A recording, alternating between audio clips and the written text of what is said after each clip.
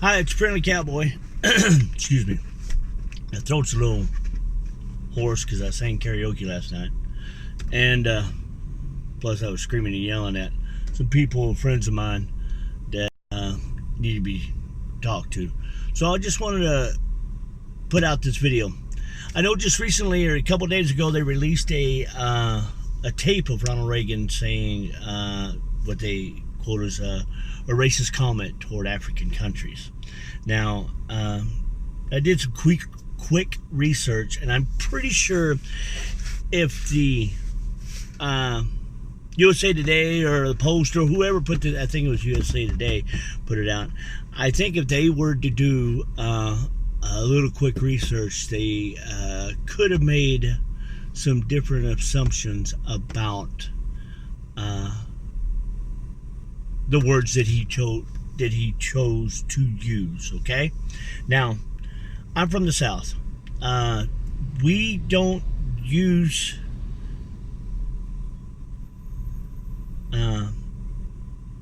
we never really used a slur term that Ronald Reagan used in this video. We don't use that term as a slur. I mean, there's people that probably have used that term as a slur, but we never referred to it as black people. My Aunt Lee. This is the reason I'm telling you this, because it struck me kind of funny, and when what's her name, Roseanne, used it, you know, I kind of went, I believe her a little bit to an extent, because I know what the term used when I was a kid. My Aunt Lee used to call me monkey. My Aunt Lee used to say, "Y'all monkeys, get out of the house and get into play in the backyard, or get out of the house, you're bugging me, little monkeys." And I don't understand why that people think that's a racial term always. I mean, they say certain racial terms are always racial terms. No, they're not. And all there was white people. It was me and my cousins.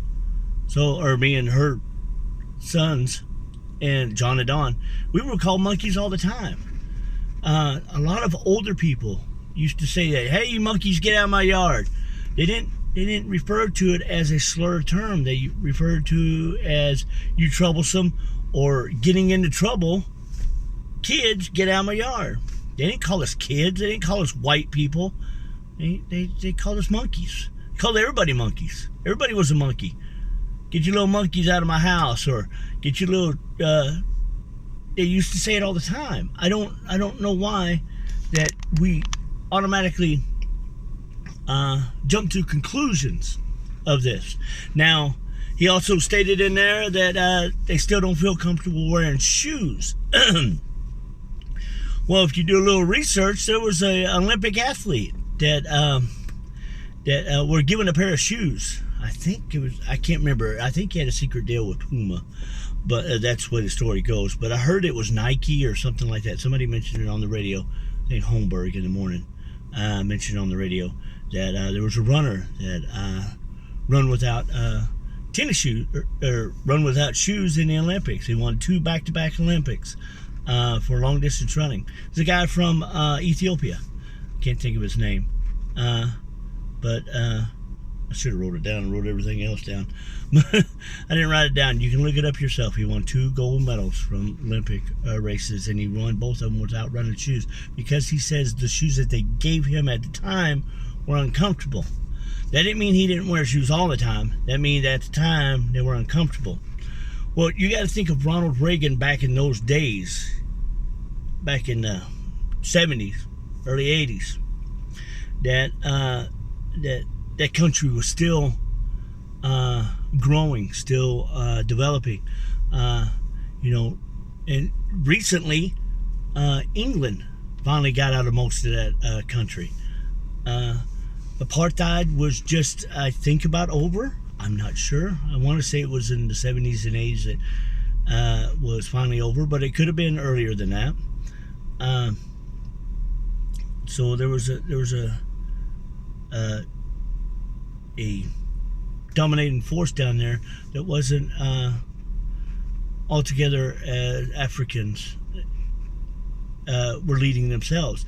Well, I understand what he talked about with shoes, because I keep on hearing about these companies that are donating shoes to Africa for people that don't have shoes. And I'm not saying that they're not comfortable in them, but he mentioned that they're not comfortable in them. Now, the way the basic story goes, if you listen to the whole cutting of the film, it was whether or not let China into the UN because they were a communist country. And there was a couple African countries, Tanzania and some other country, that were happy that China was getting voted into the UN, and they were jumping and hollering in their seats and stuff like that. And that's when he said those monkeys from Africa voted on China being part of the UN. Now, I looked at a bunch of different definitions in the book. Now, we all know we can use slang terms for anything. You can, we used to, in school we used snatch for a slang term for something. And that's not even a word. I mean, I guess you can snatch something up, but and then we changed it to snobby or something like that. I can't remember, it's been so while. And remember Lee Shaw doing that all the time. If Lee Shaw watches a video to show him, he'll know what I'm talking about. Okay, now these are the companies that are donating shoes to Africa to this day still, because orphans over there, and it's also for an adults. I think it mentioned in there that it helps grow to adulthood. That orphans, that over 20 million. Okay. Now, without shoes, they have trouble. They have a harder time getting education or contributing to household incomes, because underdeveloped areas in Africa and China, they could get hookworm diseases, and it's prevalent there, and it causes them damage to their feet, and they can get internal parasites and stuff like that cause them to be sick all the time, and they can't work or they can't go to school. It's over 20 million orphans across these areas, China and Africa. And the three major contributors that give shoes out, and I'm going to tell you this, I'm telling you this because he knew back then that they didn't wear shoes on a regular basis. And these companies prove they still have trouble getting shoes in regular places. Now, there are some ads in there, they don't want our shoes, or our in some areas they don't want our shoes in our clothing, because they're trying to create their own manufacturer. They have their own manufacturer there doing their own shoes and stuff like that. But that's just recently. That's not that's not back then. Back then they didn't have it. This is just recently they stopped stuff from going over there. And I'm still trying to say that he could have said something that he thought was racist in his mind, because I don't know the man's mind and know the man's heart, but from his actions he was not a racist man, and I don't think he ever said a racist slur or term in any shape, form.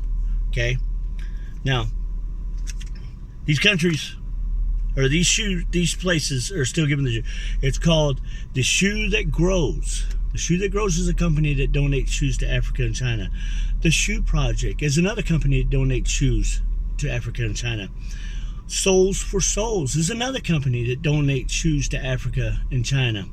So, if these companies are still donating shoes to Africa and China, then some places in Africa and China, they still don't have shoes.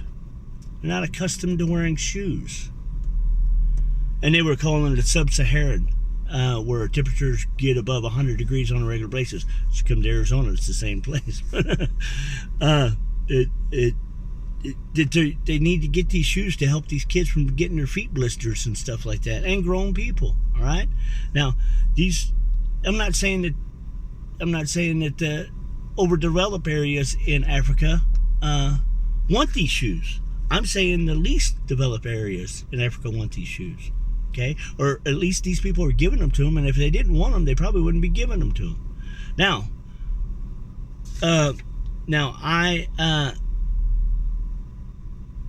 looked up. Now you can look this up yourself. You can find it. Whatever you want to do, there's lots of different websites that show it. If you go down with the shoes, you keep on going down. Shoes that donate, or companies that donate shoes to Africa. If you keep going down after all those listings that they don't want no more clothing again, it's these companies. And you can look up these companies. And again, I'll repeat it: the Shoe That Grows, the Shoe Project, and Souls for Souls. All right. I'm guessing play on words, soles of the shoe for souls of the people. Anyway, so now, like I said, I don't think he used this as a slang term, because in the free dictionary, you get it online, it says the free dictionary. I even looked it up, Webster's dictionary. It said it's similar. It didn't quite say it as well as I thought this one said it. And even the Urban Dictionary doesn't say it as a slang term. Now, the free dictionary, the one right underneath it, uses it as a slur. It says a term used for people of darker skin. But I'm pretty sure he used it for this one. Number 4 on the free dictionary, it's in Google. Number 4, underneath that says a slang, a person who is mocked or duped, made to look like a fool.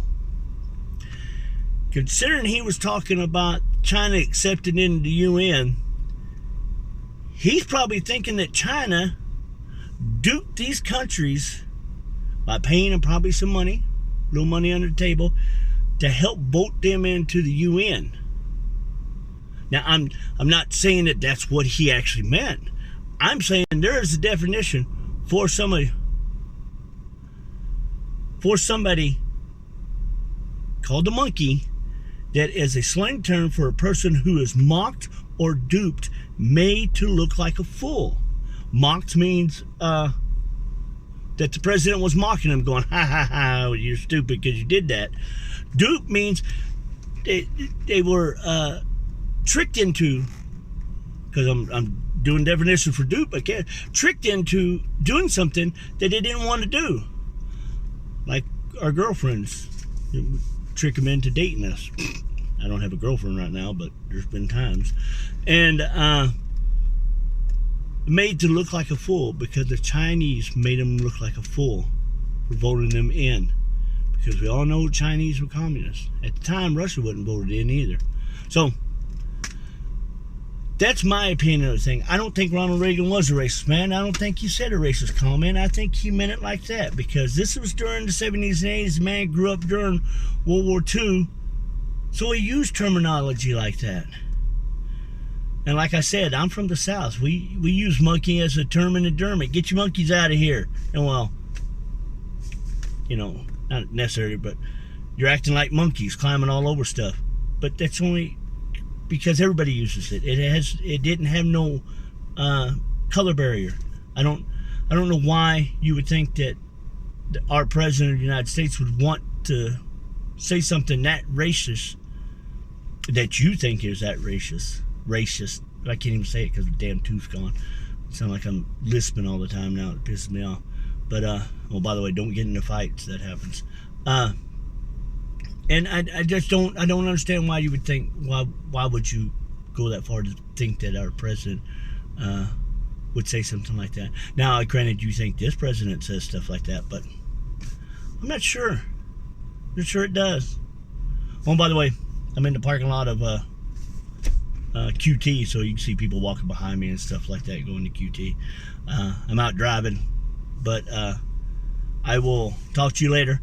And just a few things I wanted to get off my chest, because I think it's wrong. I think our SWJs, snowflakes, social justice warriors are trying to just pick out words and phrases that cause people to react, and so they could tear down images of who they think and think not were great people in our country or great people in our history, that whether they agree with or not is somebody they could tear down. They want to tear them down.